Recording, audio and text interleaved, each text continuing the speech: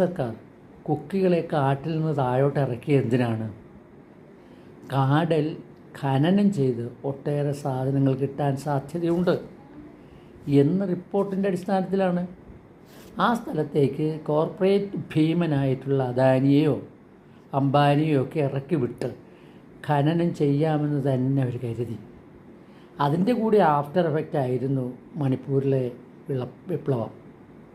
ഇപ്പോൾ കേന്ദ്ര സർക്കാർ കണ്ണുവച്ചിരിക്കുന്നത് കടലിലാണ്.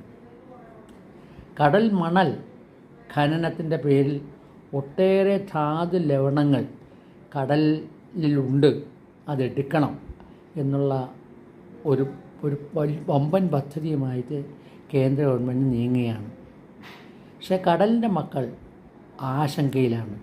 അവരുടെ ജൈവ വൈവിധ്യ നഷ്ടം, അതുപോലെ പാരിസ്ഥിതിക ഭീഷണി, തീരശോഷണം ഇവയൊക്കെ ഉണ്ടാകുമോ എന്നവർ ഭയപ്പെടുന്നു.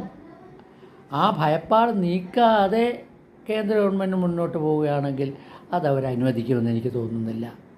ഞങ്ങളുടെ ഈ പ്രദേശമെല്ലാം ശരിയായിട്ട് തന്നെ ഒരു ഇളകി നിൽക്കുകയാണ്. തീർച്ചയായിട്ടും ഇതിൽ മോഡി പാഠം പഠിക്കുക തന്നെ ചെയ്യും.